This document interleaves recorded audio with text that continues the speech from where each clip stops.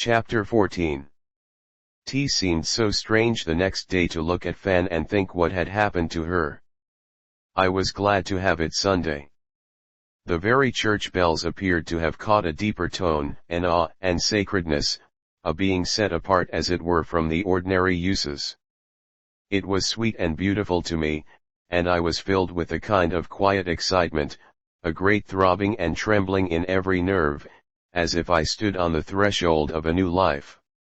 Other girls had been engaged or had lovers, but it did not enter into my soul like this. She was sweet and dreamy, saying very little. When she sang in church her voice had a peculiar tremulousness in it, as if it swept through great waves of feeling. Mamma was very tender to her. When their eyes met it was with a mutual understanding made manifest in the simplest glance. I did not feel jealous. She and Papa surely had the first right to the mystery and blessedness of the new relation. Papa watched her with wistful eyes, as if he could hardly resolve to relinquish her. Thus 2 or 3 days passed. We were up in our room, I dusting, and Fan folding some clothes, and laying ribbons orderly in a pretty box. "That is so lovely," and she shook out a delicate blonde blue. "Mr. Duncan chose it for me. We went shopping one day with Mrs. Whitcomb, to buy some table linen. It was such fun. I told him he wasted his money in riotous living, the fine linen being a sure sign. Just then our heads met, mine going down and hers coming up. We laughed and looked at each other in great confusion. "Oh Fan," I said just under my breath. "My dear old darling. I want to tell you." "I have guessed," I said quickly with conscious color. "It is just right, you and Stephen will be so happy." "Stephen?" And she looked at me in surprise. "And Papa thought so too." At which she laughed gaily. Isn't it Stephen in blank amazement. "Why, no, and Mama has not even hinted." "It cannot be Dick Fairley," I said wonderingly. "I am sure Jenny." "Oh you little goose. Now as there is just one other man left in the world you can surely guess."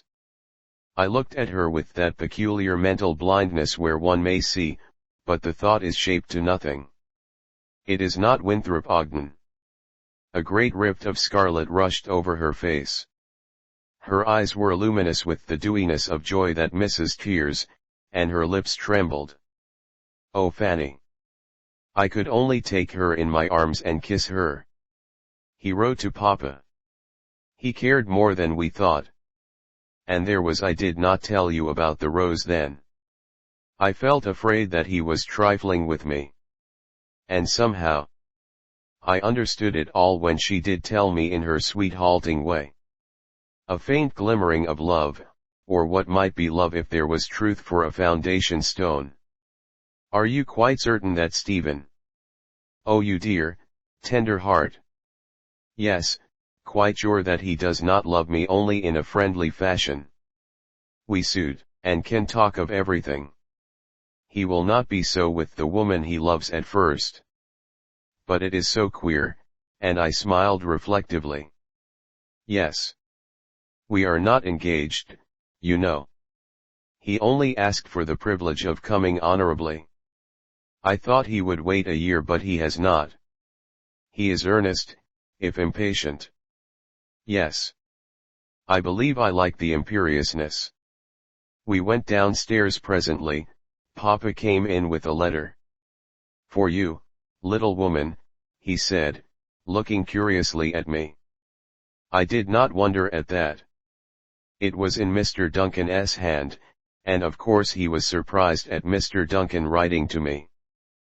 But I knew all about it and broke open the seal hurriedly. It was very brief. "My dear, dear friend. Louis came to me on Sunday evening. I understand how much of the good work has been yours, and have no words to thank you as I ought. God bless you, always. Louis is quite ill. With love to you and yours. S. Duncan." I handed it to Papa, saying, "I shall have to tell you the story, first. I have had a secret since last week, but I could not help it. God be thanked for restoring this last son. Now what is it, Rose?" I related the particulars of our meeting, and how I had urged Louis to return, but that being bound by a promise of secrecy, I could only wait the result. "You were quite right," replied Papa. "The good seed has not been utterly wasted. I have great hopes for this young man, after all. Perhaps just this shock was needed to bring him to his senses. Peculiar natures need peculiar discipline. How brave and good you are in your quiet way, Rose," Fan said with her arms around my neck. I could not see what particular bravery there was in it. It had just happened. The work had come to my hand, and I could not have turned away. "I am so glad Mrs. Whitcomb is there," began Mama thoughtfully. "It seems a special providence. She has so much wisdom and patience, she can look beyond a little today, to the great end. She does not show you how weak and miserable you are, but raises you up to her strength, lends it to you, as it were, until you have some of your own." Then we went our ways again, a shade more grave, perhaps, but with a secret joy in our hearts over the one sinner. Just now we did not need to remember the 99 just ones. The next event was a letter from Mr. Ogden to Papa. He expected to make a flying visit at the west side, and would take great pleasure in calling. He reached the village late Saturday afternoon, and came over in the evening. He and Papa and Fan had a talk in the study, and then they spent an hour by themselves. Fan looked bright and funny when she came upstairs.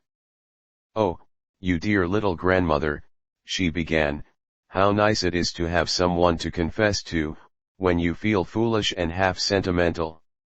If you want to laugh at me you can, there is no law in the Constitution to forbid it. I am not very far gone in love yet, but I expect to be some day. Meanwhile, let us be sensible."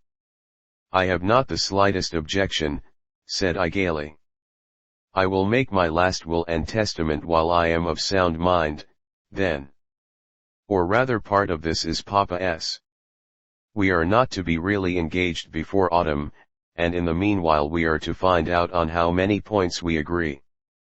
But Mr. Ogden is in desperate earnest. You do not seem to be. I really don't know what I am. I have been tumbled up and down in my mind and lost my mental equilibrium. But Rose, to think of Winthrop that very evening telling his Aunt Lucy. And I have been there time and again, never suspecting it. She has been very sweet to me. Why not? I cannot tell, only they are rich, and grand as people say, and I feel quite small beside them. He doesn't mean to tell his mother just yet, but the rest of the family are glad that it is so. But when his Aunt Lucy wrote about Mr. Duncan being here he was in a flame at once. He spoke last summer because he was jealous of Dick Fairley, and now because he was jealous of Mr. Duncan. Do you like that? I inquired gravely. Well, reflectively, tying her hair ribbon around the pincushion, and going off a step to view it, as if the becomingness of that was the great point for consideration. Yes, I suppose it is best. He thinks so. I do believe I have a slight penchant for flirting. It is abominable in a clergyman's daughter. Somehow I do not believe the old Adam has been entirely eradicated in my case. I shall have to go on fighting it a while longer. And so if I know he is watching me and will be made miserable over it, I shall be more thoughtful. But if you love him, it isn't the love, it is the bits of fun that crop out now and then, and when I laugh, somebody thinks it means something, when it does not. I could not help about Dick, and I was very sorry. I am so glad he has taken to Jenny Ryder. And I know Mr. Duncan never had a thought about marrying me. But it is best to be careful, since there are men in the world. I think you had better come to bed, I rejoined, much amused at her. I suppose I had. Goodbye, moralizing. Be good and you will be happy. But she came and kissed me with rare tenderness. Mr. Ogden walked home from church with us on Sunday, and came to tea in the evening. He was very bright and gracious and made the children like him. After this they were to correspond until midsummer, when they would meet again. There was another embarrassment to be gone through with. A few days afterward Miss Churchill came over. Obeying her first impulse, Fan ran away with blushing cheeks. Mamma and Miss Churchill had a good long talk to themselves. But after a while Fan was compelled to make her appearance. "My dear child," and Miss Churchill just took her in her arms and kissed her. "We all think it very delightful to have a claim upon you." The tears sprang to Fan's eyes. It was sweet indeed to be so warmly welcomed. Mamma was a little touched by it, too. I was very much surprised, and I scolded Lucy roundly for keeping the secret from me. But if we had chosen we could not have suited ourselves better. And now, my dear, go get yourself ready, for I am going to take you home with me and keep you all night. Lucy is wild to see you. Fanny looked at Mamma, who nodded assent, so she left us rather lingeringly. My dear Mrs. Endicott, and Miss Churchill came around, laying her hand on Mamma's shoulder. "I think if I have ever envied anyone in the world, it is you, since I have come to know you thoroughly. These charming girls growing up beside you should be a crown of content to any woman. I have been very happy with my husband and children," and Mamma's eyes glistened. "Circumstances shut me out of such hopes. I suppose we all have our little romances in youth. I too have had a pleasant life, and my sister has needed my care, so that I do not feel wasted," and she smiled. "But I think I was in danger of making my life rather too narrow. We need something fresh and different from ourselves. Even we who have the strength to stand alone, like the sweet, tender sense of a trailing vine reaching towards our hearts.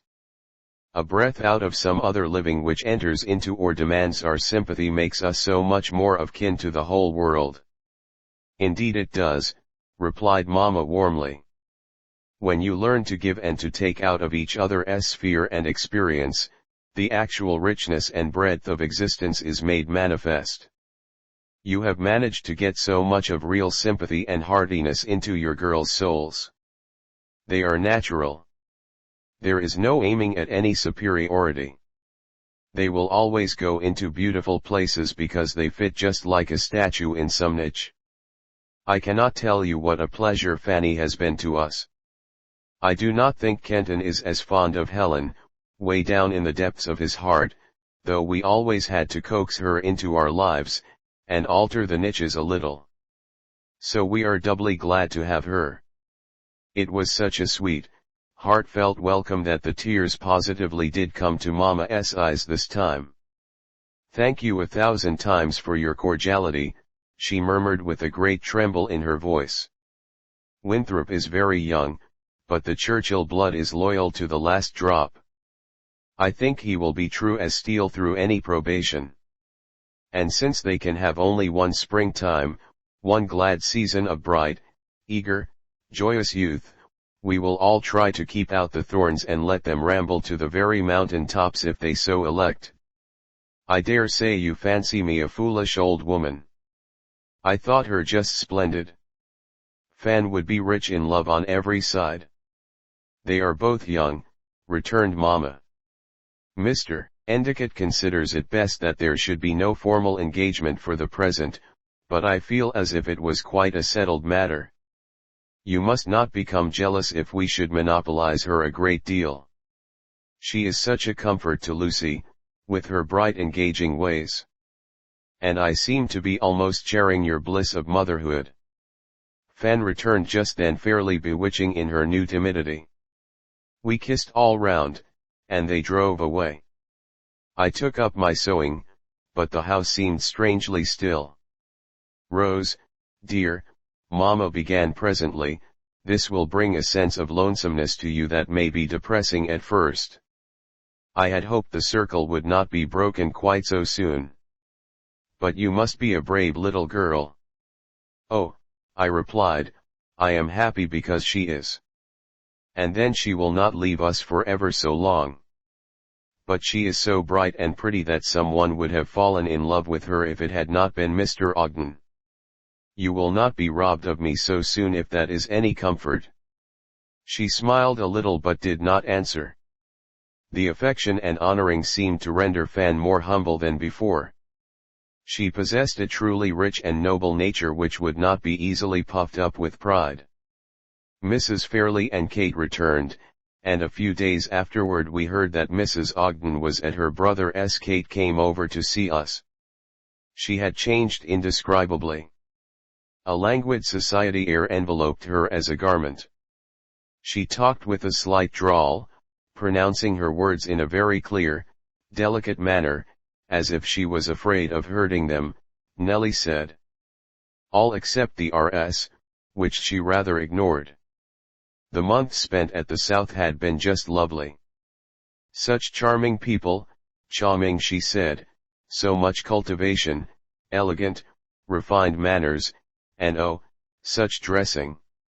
How anyone could exist in this dull little town she did not see. And the stay in New York had been splendid. They had become very intimate with Mrs. Ogden. We had seen Winthrop, of course. Didn't we think him a most entertaining young man? She forgot though that we had but a very slight opportunity of judging. He had spent a number of evenings with her, and they had been out together. He was quite an eligible parti, with a strong French accent. The whole Churchill estate would have to be divided between him and his sister presently, since there were only old maids and old bachelors in the family. But she should not make up her mind about marrying until after she had been abroad. American girls often married very handsomely in foreign countries. French counts, for instance, said Fan. Oh, but the real article was to be had.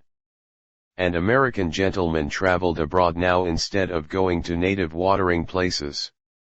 It was so much more stylish. If Dick only would go with them. Mother had tried to persuade him to hire the farm out. He must be very lonesome, said Mama. Oh, he is such an old hermit. He doesn't care at all for society. Just give him a book, or a dog, or a lot of kittens and he is perfectly happy. He will end by being a bachelor like Mr. Churchill, yet I don't know as that is altogether to be deplored. Since Mama has a life right there, it will be as well if there is no wife to interfere. She said this with the utmost complacency. I do not suppose she imagined that it had a selfish sound. Fan laughed a little afterward. I shall tell Winthrop that he had better wait. She might come home from Europe and marry him. I do not believe they will like Jenny Ryder, I remarked. Kate snubbed her long ago. But Dick and she will have a chance to get settled, I think, without anyone's interference. It is really fortunate that they are going. We saw Mrs. Ogden twice during her stay.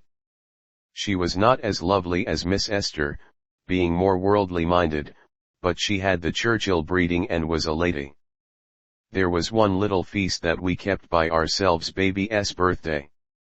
She could walk and began to utter pretty words with one syllable left off, and was the quaintest, cunningest baby in the wide world, as we knew very well. What a short year, said Fanny. How many things have been crowded into it. And we are glad to have you, dear little Dot. If there are 7 of us, exclaimed Nellie, kissing her extravagantly. But Mr. Duncan said he owned her and that he meant to take her away some day, declared Tiny Tim, who was fast outgrowing her pet name. It seemed to me that they were all a great deal taller than a year ago. We won't let him have her just yet, answered Papa. Or perhaps someone might go in her place. The children glanced at each other in dismay, and Papa laughed heartily. The birds began to sing and the trees were coming out again. We went to the woods for wild flowers and had our house fragrant with them. But in the wake of spring came house cleaning and gardening, and then all the sewing. The same thing year after year, I said to Mama. And yet not quite the same either. There is a gradual outgrowing and ingrowing. There should be a corresponding strength and sweetness and patience and faith. By and by we come to the whole stature. But it is the growth of a good many springs, the heat and toil and watching of many summers, and the ripening of repeated autumns. I did not take it as high as that. But are we not to? And Mama's face was at its sweetest. I often think we work, in types. We clean our houses and dust finds lodgment in them again, we purify our souls by prayer and good works, and we find the rubbish of indolence and impatience and selfishness. So we go at it and have another trial. We ought to get strong, I said thoughtfully. We do grow stronger, I hope. And we become more watchful over our work. You know, when our house is first made nice and tidy, how careful we are of littering it again, and when God has helped us by His grace to purify our souls, how earnestly we should try to keep them so. For they are His temples. I thought it over by myself. Yes, everything spoke. The true meanings of life were not so hard to get at, after all. It was believe and do. They went hand in hand. And yet it was a curious jumble. You had to come back from the grand thoughts to the common everyday doings. Dresses and skirts and aprons, sheets and towels, washing and ironing, and the inevitable eating. The charm lay in making it as good and as pretty as possible, with the outside harmony of taste and appropriateness, and the minor graces of love and kindness. Fan had taken upon herself some new, odd ways. She began to grow very motherly with the children. She spent a part of every day in the kitchen with Anne, and she had a box in one corner of the bureau drawer with which she held mysterious consultations. Wonderful were the patterns of tatting that went into it, the bits of fine crocheting, the puffs and rufflings gathered and stitched in dainty fashionings. For her there could be no expensive trousseau ordered at some first-class city store. It would have to be a labor of love and necessity. She was quite demure and precise for a while, then Harry Denham came home from the West, and she broke out into a regular frolic. Nothing very bad or harmful, but her olden self that could not be altogether repressed. Mama came in with a guiding hand, and I think she understood that she was being led over a dangerous place. Oh, wise and tender mothers, what should we do without you? I went to Mrs. Ryder's one afternoon to tea. Jenny had asked me specially on Sunday. Come early, she said, so that we can have a nice talk while Mother is taking her rest. I could imagine what we were to talk about.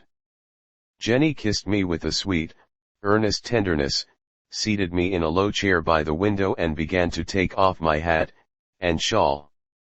Your mother is not any worse, I began by way of getting into the commonplaces of talk before we should feel awkward. Oh no.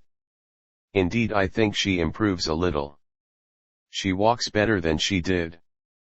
I am so glad of that. Not that she will ever regain the entire use of her limbs. That would be too great a hope. But it is so nice to have her even this way. I sometimes think how lonely and forlorn I should have been without one dear friend of my very own. I could not spare anyone, I returned, looking away. And you have so many. At that I smiled a little. A year or so ago Mama used to worry a great deal in her sweet way that was not actual complaining, about being such a burden.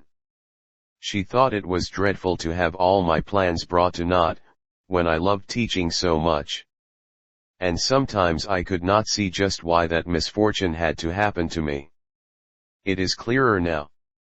The way is clearer, yes. but it is only lately that I have understood the great truth.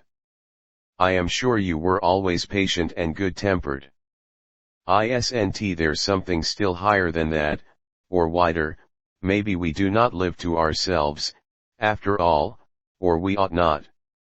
No, I returned a little wonderingly, studying the bright thoughtful face. The knowledge came with something else. Every day there is a new unfolding. And I wanted to tell you. Her voice trembled and the sweet eyes were downcast, while a soft flush crept up to her temples. Oh, Jenny, we guessed and we are all so glad. It is about Richard. Yes. Here I was in the midst of another confidence. I wanted you to come alone today so that we might talk it over. It is not that I love Fan any less. It was my turn to blush now. I did it with a sense of pain and shame. As if she divined my distress, she said. Richard told me about the day last summer. He did love Fanny very much. He loves her still in one way. But he understands how different their natures are. That is just it, I exclaimed with a sense of relief. She wants someone to guide and strengthen her, to be tender, and yet self-assertive. I do not believe she could ever have made the best of Richard. And I love to teach. I like the unfolding, the evolving, something to do, beside living straight along and enjoying one's self. And Richard needs to go to school. That is nothing derogatory to him. No. It is because he has had a rather repressed life. No one cared for the things which pleased him, except his father. And the woman who takes it ought to spend all her energy in making it blossom, in bringing it to its best and richest fruitage. As you will. I hope to try. It is the kind of work that I like. But do you not think, with much hesitation in her tone, that it is great good fortune for me?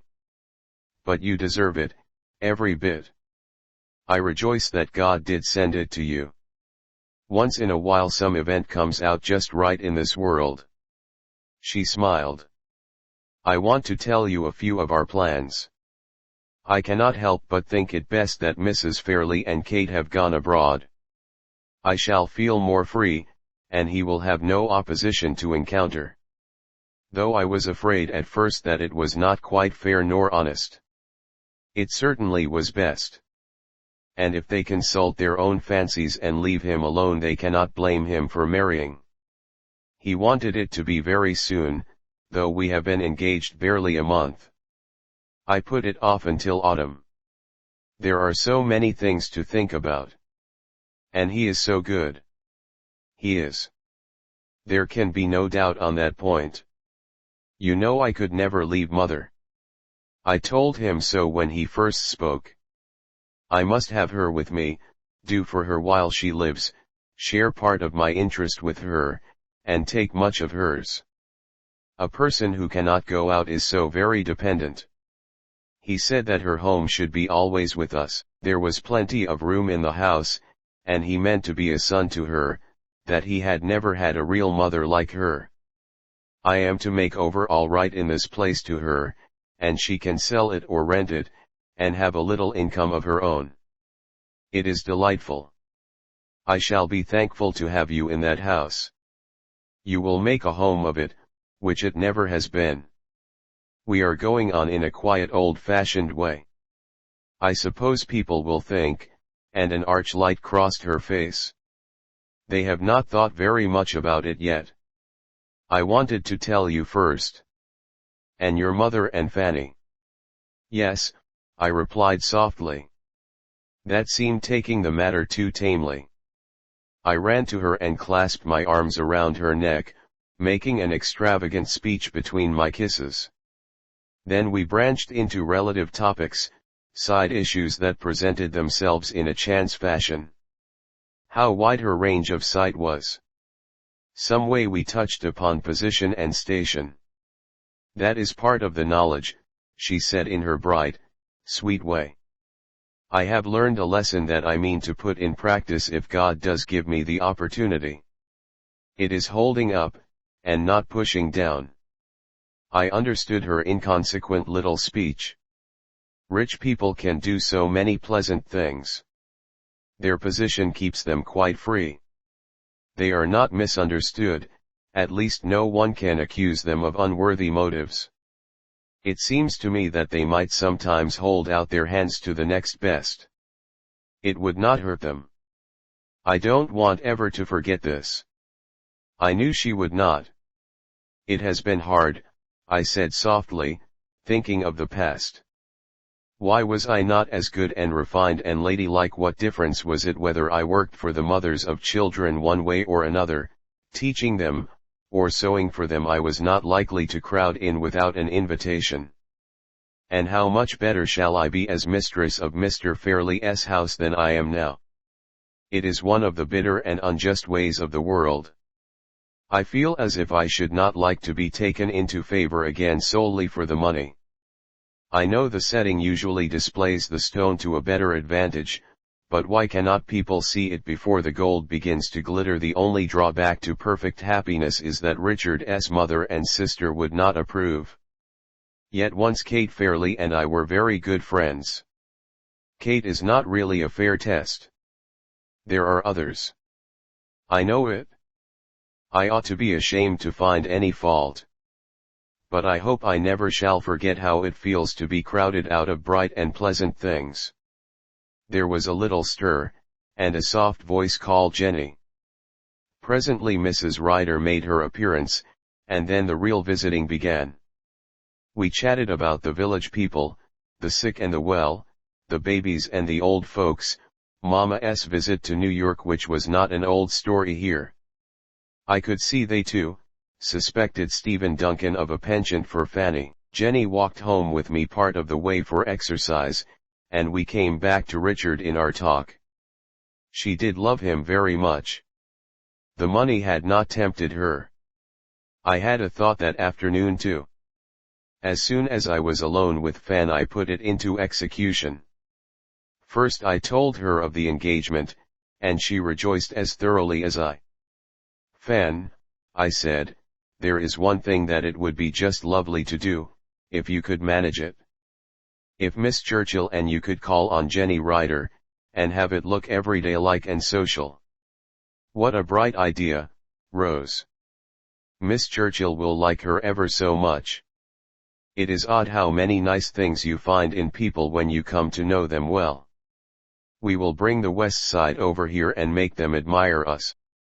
Please follow the next chapter and please press subscribe and share. Thank you very much.